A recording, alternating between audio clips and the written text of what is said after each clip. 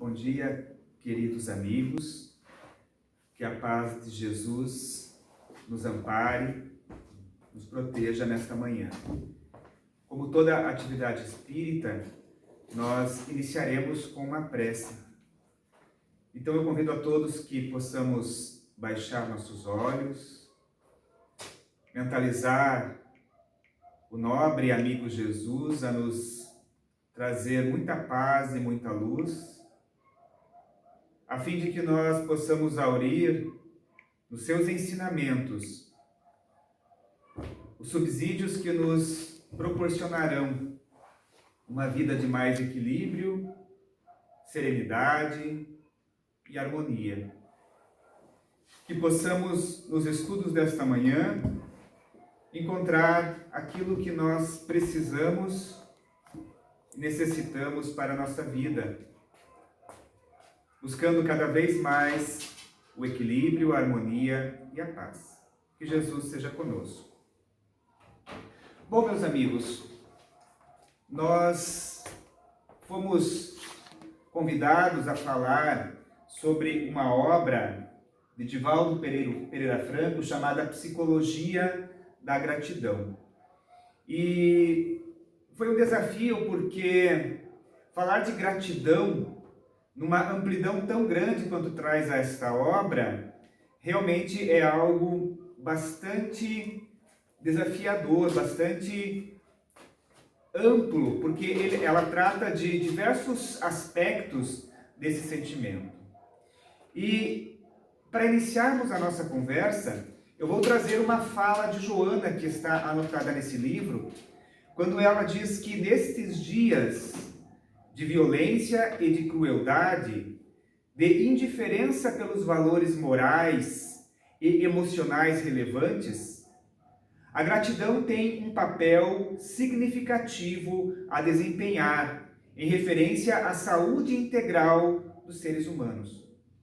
Vejam que ela já faz uma ligação entre o sentimento de gratidão e a nossa saúde. E quando ela fala de saúde, ela não fala apenas da saúde física, ela vem nos trazer a saúde integral, ou seja, a saúde do nosso corpo, por óbvio, mas também a saúde da nossa mente. Nesses dias difíceis que enfrentamos, onde os casos de depressão, de pânico, as doenças da mente ressurgem com uma intensidade talvez muito grande, exatamente esse sentimento de gratidão tem a possibilidade de nos reequilibrar para que possamos enfrentar as dificuldades, os obstáculos dos dias de hoje. Mas é interessante observar que muitas vezes nós não nos damos conta do que uma palavra realmente quer expressar de sentimento ou de ação, exatamente aquilo que ela significa na sua concepção original. E quando nós falamos de gratidão, normalmente nós imaginamos o ato de retribuir bens, favores, coisas que ganhamos, que recebemos, atitudes que nos beneficiaram, como se isso fosse uma transação comercial. Recebemos algo e pagamos através da gratidão esta coisa recebida. Mas esse sentimento de troca apenas, de comercialização de sentimentos, ele é bastante imaturo, ele caracteriza a nossa imaturidade emocional. Joana vai nos alertar que a gratidão é um dos sentimentos mais nobres que podem habitar no coração do ser humano. E ela reafirma, ou afirma com bastante ênfase, que a gratidão inicia-se num processo de humildade. Quando inebriados pela emoção, por essa interconexão das criaturas, nós reconhecemos que algo que nos foi feito, que algo que recebemos, realmente é importante para nós. E é esta humildade que ela nos propõe que faz com que nós entendamos que precisamos uns dos outros para o nosso desenvolvimento integral. Além disso, diz ela, a gratidão, esse sentimento agradável por tudo quanto recebemos ou por tudo quanto nos é concedido. Porque muitas vezes nós imaginamos a gratidão apenas nas relações humanas, mas a gratidão, tal qual concebem os espíritos superiores, ela vai além disso tudo. Nós vamos ver na imagem de Francisco de Assis a gratidão pelos mínimos lances que a natureza lhes oferece. O animalzinho, a planta, o raio de sol, a luz da lua. E este grande espírito externa ao Criador toda a sua gratidão pelas mínimas coisas que a natureza pode lhe oferecer. E este ato de ser grato, de ser agradecido, ele é uma capacidade que se desenvolve à medida que nós superamos as nossas tendências egoístas. Se nós compararmos o amor que Jesus nos recomenda ao egoísmo que nos prende ainda à terra, nós vamos ver que, partindo do ponto da animalidade que nós saímos nos milênios pretéritos, nós vamos num ascendente, cada vez mais deixando para trás o egoísmo e ampliando a nossa capacidade de amar. Então, quando nós deixamos essas tendências egóicas para trás, quando nós tomamos consciência da nossa estrutura emocional, dos deveres que nos competem, nós aprendemos a exercitar o sentimento de gratidão. Quando nós falamos de egoísmo, por óbvio, convém lembrar que este sentimento, que este vício moral, ainda é aquele que é responsável por quase todas as tragédias do nosso dia a dia, por todas as aberrações que contemplamos em nossa sociedade. Porque, normalmente, nós fixamos a nossa observação nas coisas negativas do mundo. E mesmo quando nós combatemos o mal, a guerra, a hediondez com palavras, mas sem valores positivos que atestem-nos essa capacidade de amar que Jesus nos propôs, nós ainda estamos arraigados, apegados, presos nos sentimentos egóicos, no vício moral, na maldade que nos aproxima da animalidade. E quando nós falamos destes gestos de externar a gratidão, nós temos que lembrar ainda que a nobre Joana nos alerta que este sentimento não pode apenas expressar um ato de convívio social, de esterilidade, de vazio existencial.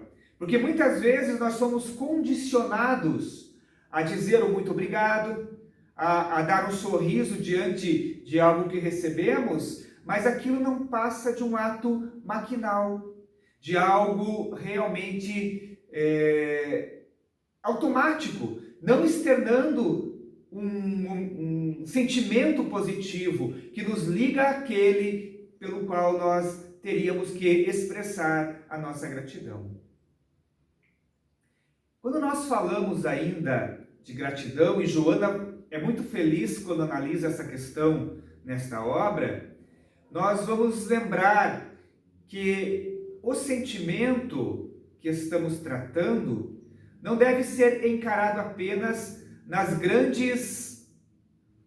grandes atos da humanidade, nas grandes coisas que realizamos, mas a gratidão externa-se também nos pequenos gestos. Notadamente quando nós falamos de família, porque ela inicia-se, inclusive, no processo educativo dos nossos filhos. Porque observando os dias de hoje, nós chegamos à conclusão de que nunca na história da humanidade nós tivemos tantos divertimentos, tantas oportunidades, tantas técnicas de lazer. Nós temos nos dias de hoje o fenômeno da internet, que nos propicia, tal qual hoje, estarmos tão perto uns dos outros, apesar da distância física. Mas, quando nós mergulhamos no íntimo da criatura humana, nós observamos que, por conta destas inúmeras facilidades que a modernidade nos apresentou, nós nunca estivemos tão longe uns dos outros, principalmente nos nossos núcleos familiares. E este alheamento das nossas relações de família provocam, de certa forma, o esfacelamento, a destruição da célula familiar.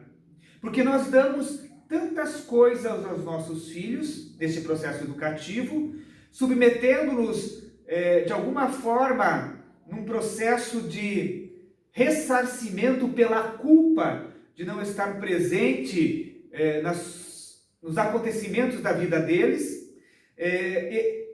nos permitimos, de alguma forma, ceder sempre à excentricidade dos nossos filhos, às exigências fúteis da modernidade, e nós ensinamos, através dessas atitudes, principalmente às nossas crianças, o sentimento da ingratidão.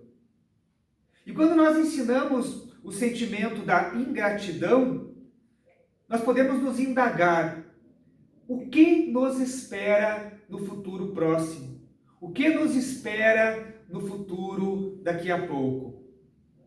No círculo familiar é que nós devemos principalmente exercitar a nossa gratidão e ensinar aos nossos filhos a nossa gratidão.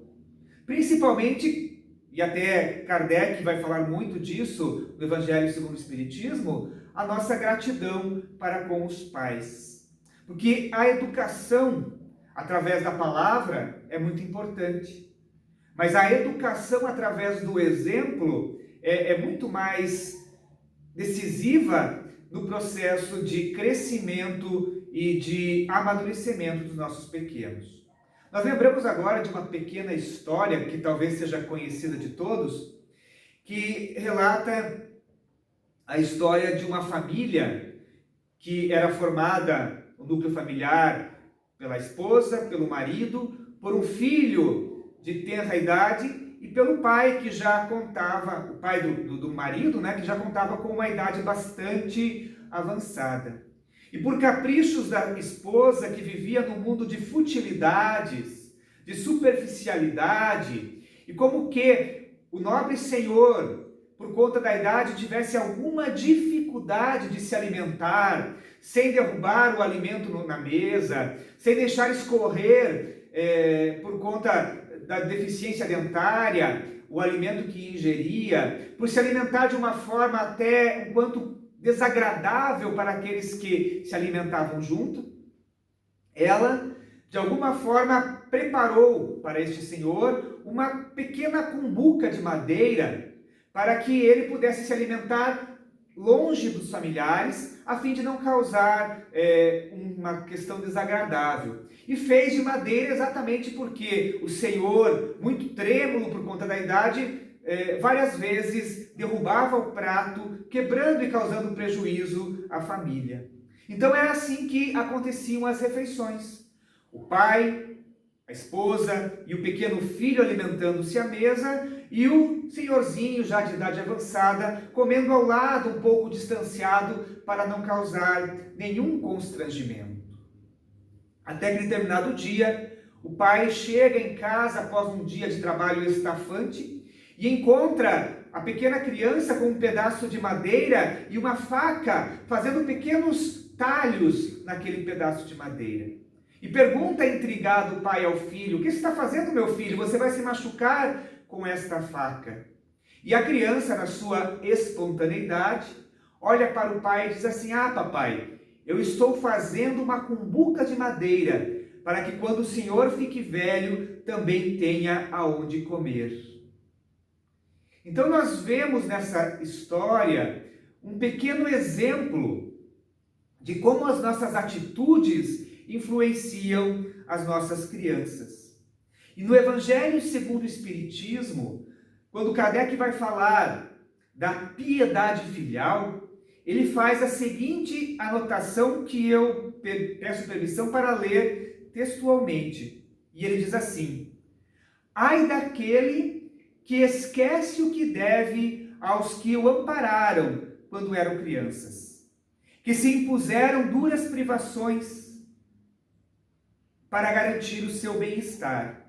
Ai do ingrato, que será punido com a ingratidão e o abandono. Será ferido nas suas mais caras afeições, algumas vezes já na existência atual, como é o caso da história que nós contamos, mas com certeza noutra, em que sofrerá o que houver feito aos outros. Então nós vemos nessa afirmativa de Kardec exatamente a gravidade do ato de ingratidão para com aqueles que nos deram a vida, para com aqueles que nos deram as primeiras noções de educação, que nos seguraram quando demos os primeiros passos, que de alguma forma propiciaram a higiene ao nosso corpo físico quando nós não tínhamos condições de por conta própria cuidá-lo, que nos deram os primeiros alimentos, que fizeram exatamente com que nós chegássemos aqui aonde estamos hoje. Mas podemos também indagar, puxa vida, mas temos aqueles pais que são ausentes, temos aqueles pais que são desinteressados, temos aqueles pais que são cruéis. Como amar criaturas que nos maltratam? Como amar criaturas que não cuidaram de nós? Como amar criaturas que tinham um dever intrínseco para conosco e nos abandonaram? E é exatamente o Evangelho segundo o Espiritismo que vai nos trazer algumas ideias a este respeito, dizendo que não nos compete censurá-los. Porque talvez quando nós passamos por essas dificuldades, tenhamos merecido tudo isso. Talvez isso fosse um ato de reajuste nosso pela ingratidão que demonstramos outrora, para que sentíssemos na pele exatamente aquilo que nós fizemos outros sentir. Nós sabemos que a lei divina, ela é justa. E mais cedo ou mais tarde, por conta do aprendizado que nos cabe, nós estaremos obrigados a sentir aquilo que infligimos aos outros. Continua o Evangelho dizendo que se a lei de caridade manda que nós paguemos o mal com o bem, que sejamos indulgentes para com as imperfeições alheias, que não falemos mal do próximo, que nós esqueçamos os agravos que nos fizeram e que até mesmo amemos os nossos inimigos, quão maiores hão de ser essas obrigações em se tratando dos filhos para com os pais. Como podemos dizer, eu sou cristão, eu sou espírita, e a doutrina espírita, através dos ensinamentos de Jesus, me recomendam que eu ame meu inimigo. E eu amo, até oro por ele. Mas meus pais, que me trataram mal na infância ou que me abandonaram, eu não quero nem conversa com eles. Onde está a nossa caridade cristã? Além do que, por mais que tenham sido ausentes nossos pais, eles nos deram o bem mais precioso que nós temos na atualidade. E só por isso, a nossa gratidão há de lhe ser eterna. Nós recebemos dos nossos pais o dom da vida. Talvez num ato de amor ou tresloucado, da união entre nosso pai e nossa mãe, nós tivemos a oportunidade de reencarnar. E não obstante qualquer ato desajustado destas duas pessoas, A nossa gratidão tem que lhe ser um ato contínuo. Continua o Evangelho dizendo que devem os filhos tomar para com seus pais uma regra de conduta que se baseie nos preceitos de Jesus e que todo sentimento censurável diante de outras pessoas há de ser ainda mais censurável quando nós falamos dos nossos pais. E o que talvez não passe de uma simples falta para com as outras pessoas, quando nós fazemos isso com nossos pais, isso é considerado um crime. Porque aqui, a falta de caridade vai se juntar o sentimento de ingratidão. Ainda falando de família, nesta análise de Joana de Ângeles, nós vamos lembrar dos nossos cônjuges. Porque também, muitas vezes, a nossa relação conjugal, ela é pautada, ela é construída num sentimento de ingratidão. Primeiro porque nós esquecemos que o nosso companheiro ou a nossa companheira abandonou a sua vida. Porque ele tinha uma vida, junto de seus pais, junto de seus amigos, junto de seus conhecidos. Abandonou a sua vida para viver conosco. Só isso já seria um mecanismo, né, de gratidão por toda uma existência. Porque alguém que deixa a sua vida para compartilhar conosco de sonhos e de perspectivas, por si só já é merecedor da nossa gratidão eterna. Abandonou essa criatura que vive conosco os seus sonhos particulares.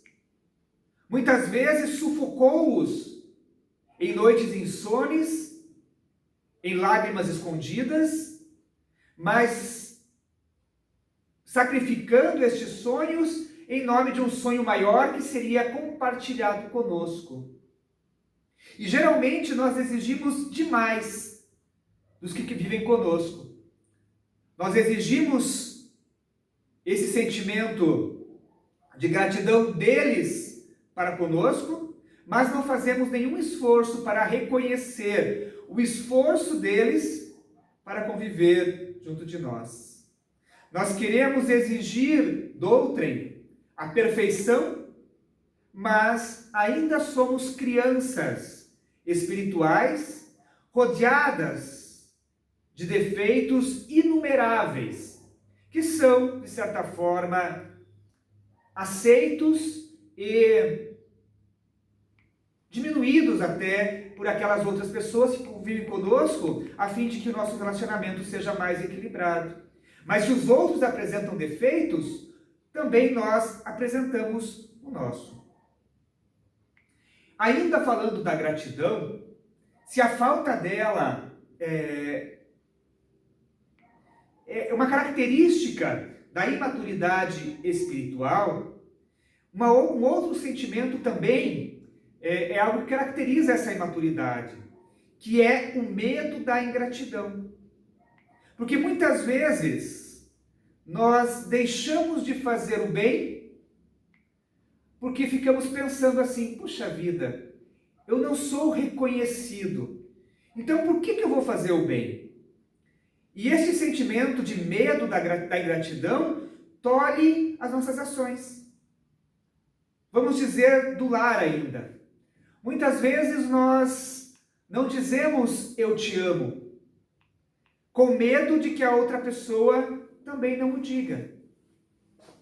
Muitas vezes nós não fazemos o bem com medo de sermos incompreendidos. Por que eu devo ajudar o outro se ele não vai me reconhecer? E se eles não lembrarem da minha ação? E quantas vezes, falando ainda de família, nós pensamos assim, puxa vida, eu desisto. Não vou fazer mais nada por essa gente, porque eu só recebo deles a ingratidão.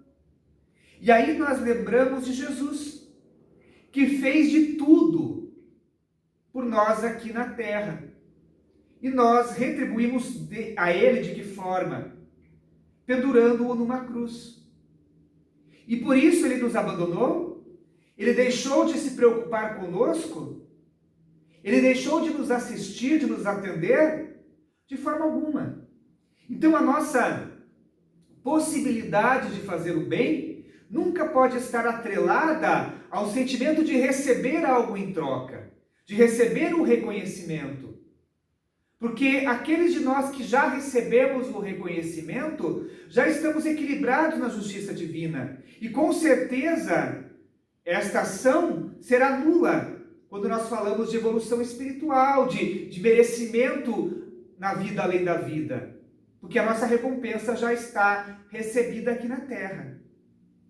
Na questão 938 do Livro dos Espíritos, Allan Kardec vai dizer que as decepções, aliás, vai perguntar se as decepções oriundas da ingratidão não serão algo que podem endurecer o coração e fechá-lo à sensibilidade.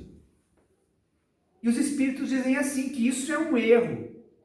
Porque aquela criatura de coração, como diz, sabe e se sente feliz pelo bem que faz. Sabe agora que se esse bem for esquecido nesta vida, será lembrado na outra. E que o ingrato se envergonhará e terá remorsos da sua ingratidão. Então vejam, meus amigos, minhas amigas, que nós não podemos fazer o bem esperando a gratidão. Como é interessante observar isso. Quando eu sou ingrato para com outras pessoas, é um problema que eu tenho que resolver. É um problema meu. É algo que eu tenho que trabalhar. E quando os outros são ingratos para comigo, isso é um problema deles. Eles têm que trabalhar. Isso não pode acabar com a minha iniciativa de fazer o bem. Eu fiz o bem. Agora, se não há o reconhecimento, isso é um problema que os outros terão que trabalhar e desenvolver dentro da sua psicologia, dentro da sua estrutura espiritual. Falando ainda da gratidão, porque a palestra fala da gratidão, é por óbvio, mas o ato de ser grato é um processo também, segundo Joana de Ângeles, de autoconhecimento. Quando nós falamos de gratidão, é como se nós reconhecêssemos que os outros têm necessidades e nós temos necessidades. E este reconhecimento nos aproxima uns dos outros. Quando nós aprendemos a nos conhecer, nós vamos, de certa forma, compreendendo esta interação entre todas as criaturas, esta necessidade de convivermos uns com os outros para crescermos espiritualmente. E também, nesta viagem para dentro de nós mesmos, que é a viagem do autoconhecer-se, nós descobrimos o grande plano divino. Porque este grande plano divino é o plano da pluralidade. Da pluralidade. Quando nós observamos, por exemplo, o macrocosmo, o universo, nós vamos ver que o nosso universo, pelo menos estimativamente, é composto de bilhões de galáxias. Bilhões. E cada uma destas galáxias é formada por bilhões e bilhões de estrelas, com mundos quiçá infinitos, abrigando humanidades incontáveis. Vejam a pluralidade da criação. Este é o plano divino. Mas se nós formos ao microcosmos, nós vamos ver que em nosso organismo, a ciência odierna estima que habitam cerca de 10.000 espécies de bactérias. 10.000 espécies de bactérias. E um número incontável, é claro, de unidades dessas bactérias. Se nós formos aos oceanos, Nós vamos entender e compreender que existem cerca de 10 milhões de espécies de seres microscópicos habitando esses mares. Não é isto um plano de pluralidade? Não é isto uma ideia de plural? Então nós vemos que a criação divina, a todo instante, demonstra-nos esta imensidão de condições de vida, de criações diferentes, de perspectivas incontáveis e mensuráveis. E se Deus criou a pluralidade, perguntamos-nos agora, por que haveria de fazer-nos, nós, para que vivêssemos isolados? Não seria uma contradição divina? Bilhões e bilhões de seres, de humanidades, para vivermos isolados. Não é este o plano divino. O plano divino é exatamente o de aproximação entre os seres. Do egoísmo que nós falamos há pouco, que nos aproxima da animalidade, para o altruísmo, o amor, a caridade, que nos aproxima da angelitude. E quanto mais nós vivemos essa pluralidade universal, quanto mais nós ampliamos o círculo daqueles que nos fazem vibrar o coração, mais nós sentimos a gratidão, seja por aqueles que convivem conosco, seja pela oportunidade que o Criador nos deu de conviver com eles. E quanto mais nós desenvolvemos esse sentimento de gratidão, amigos, mais nós nos conhecemos, mais nós mergulhamos dentro de nós mesmos nesse processo de autoconhecimento. E isso é um processo que se retroalimenta, porque à medida que nós nos conhecemos e entendemos este plano divino de pluralidade, mas nós somos gratos por ele. E é exatamente o que nos faz falta nos dias de modernidade que vivemos. O ser humano está vazio, não encontra a paz. E é exatamente a falta desta paz e deste autoconhecimento que reverbera as inúmeras doenças da alma que assolam a humanidade. Nesses dias de isolamento que vivemos, a neurose acentua-se de uma forma nunca antes vista, por conta exatamente deste isolamento que há algum tempo atrás nós não soubemos valorizar, nós menosprezamos. E agora que estamos isolados, muitos de nós sentimos esta solidão que massacra o nosso sentimento, fazendo com que essas neuroses surjam de uma forma tão intensa que nos desestrutura e nos faz mergulhar pelos caminhos escabrosos das psicoses, das dificuldades na área da mente. Então isso é um sinal de alerta, principalmente quando nós reconhecemos que a partir do século XX, o homem elegeu como Deus a tecnologia e a ciência. E tentou, de certa forma, tudo explicar por essa ciência materialista. E quando nós adentramos nas portas do século XXI, qual a nossa situação? Qual é o Deus que nos fala ao coração? Quais são os nossos modelos, as nossas metas, os nossos objetivos? Se não, aqueles que a ciência nos propõe. Aqui nós lembramos de Haroldo Dutra Dias, que há poucos dias fez uma live e ele trouxe algumas considerações mais ou menos como as que farei aqui. E nele me inspirei para fazer essa anotação. Então nós sabemos, por exemplo, que a ciência criou profissionais extremamente competentes, como por exemplo os neurologistas, mas que não sabem o que é a mente. Os psicólogos extraordinários, mas que não compreendem a psique. Os físicos que mergulham no micro e no macrocosmos, como falamos há pouco, mas que não descobriram a origem da matéria.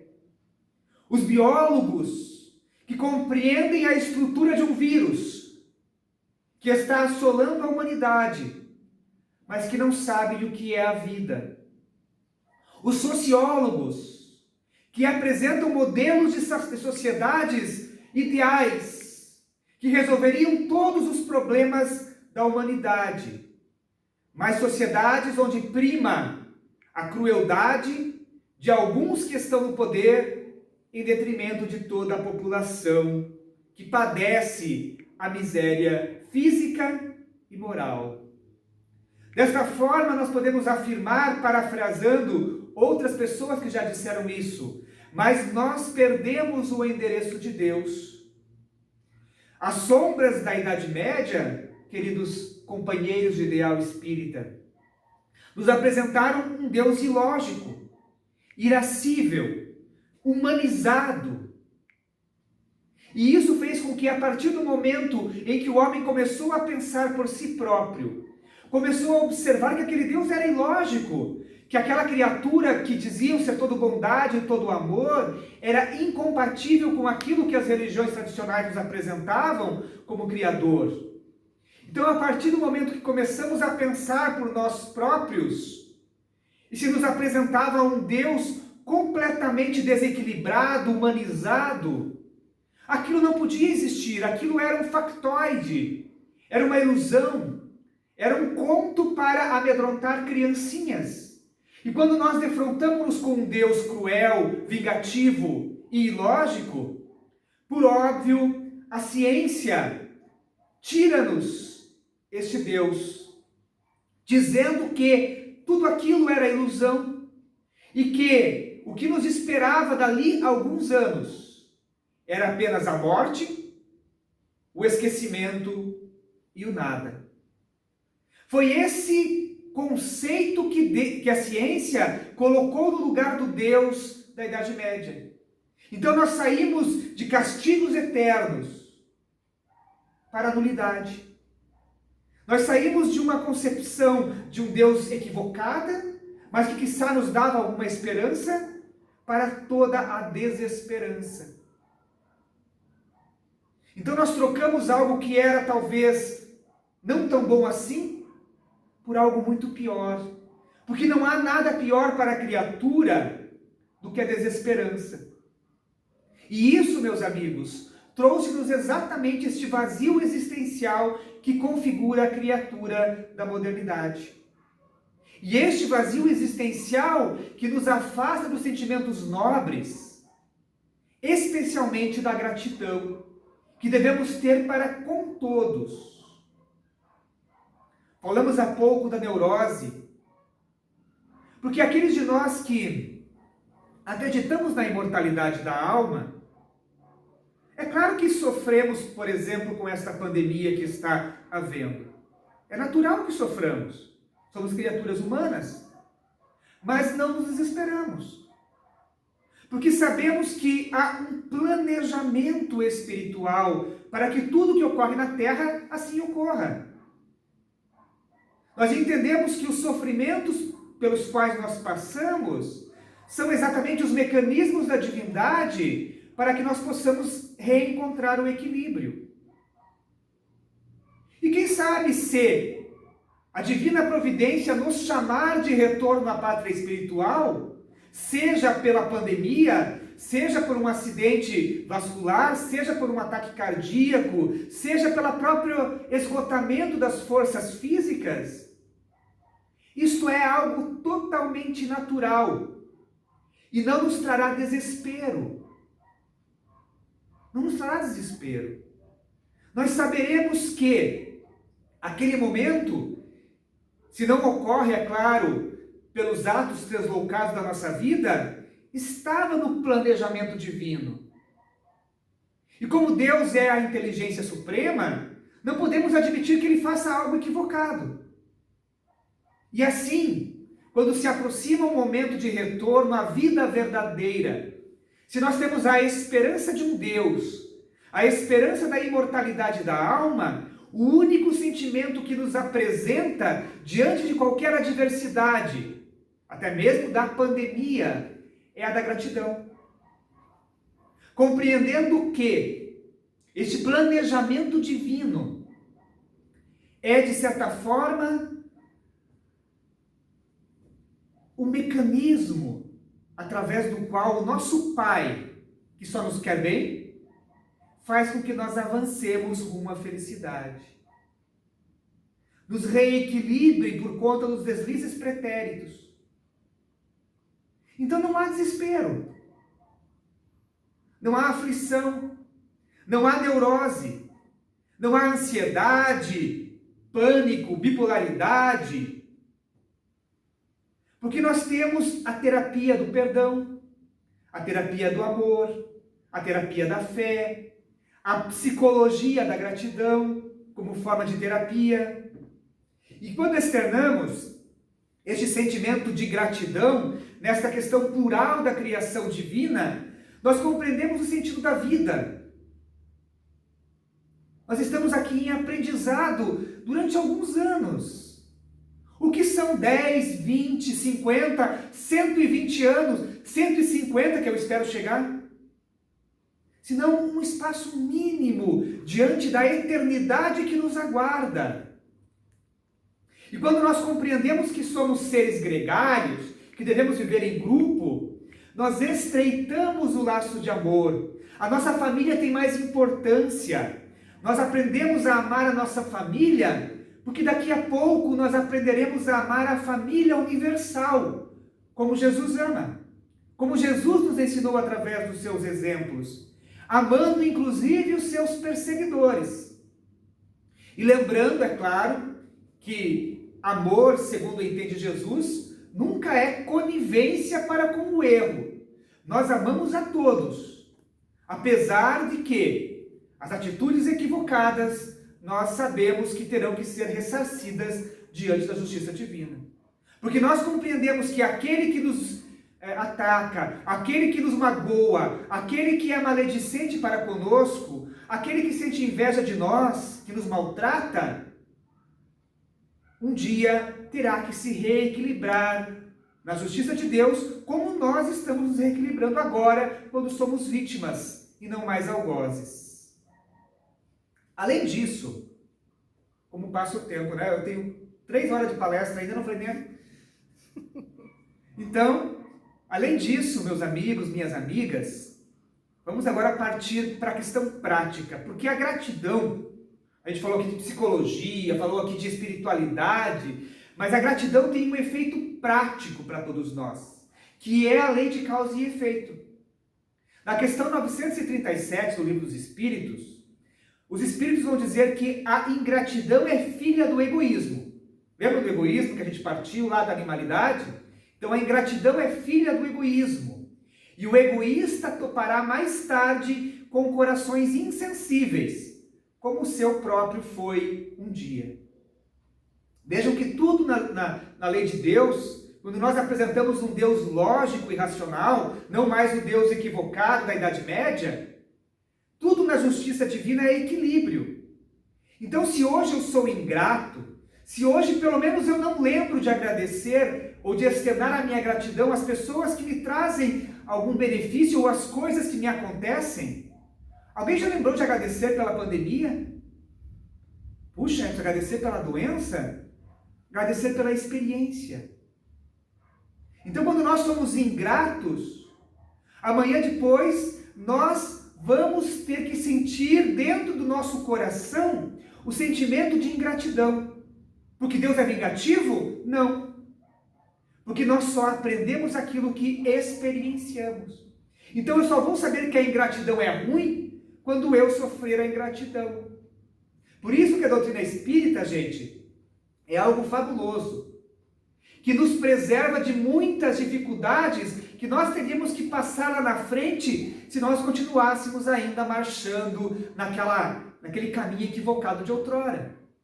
Então, aqueles de nós que temos o ferramental espírita nas mãos, temos, de certa forma, um mecanismo de preservação dos males futuros. E muitas vezes nós malbaratamos as dificuldades, previdência divina, as coisas que nós recebemos através da doutrina espírita, os ensinamentos que nós recebemos, e fazemos dele algo exatamente teórico, sem muita aplicação na vida prática. Joana de Ângeles vai dizer assim: desta maneira, a gratidão é também transcendência existencial. Veja, nos leva além da existência. Enriquecimento emocional, nos traz valores emocionais e saúde comportamental. Ela externa a nossa saúde, manifesta a nossa saúde. Principalmente pela visão otimista que ultrapassa as barreiras do ego para se tornar significado motivador de plenitude. Ah, Edson, a minha vida é uma tristeza só. Eu só ando para trás, dizemos muitas vezes. Tudo dá errado na minha vida. Reafirmamos num melodrama cotidiano. Mas quantas vezes nós lembramos de agradecer? Talvez aquele espinho que nos machuca o pé no dia de hoje, ou aquela rocha que se apresenta no nosso caminho, seja exatamente o mecanismo através do qual Deus nos dá a oportunidade de escolher outras direções, ou de andar diferente porque está nos machucando o pé, de experimentar coisas novas que a comodidade, a acomodação não nos proporcionaria conhecer. Já agradecemos pela dificuldade de hoje.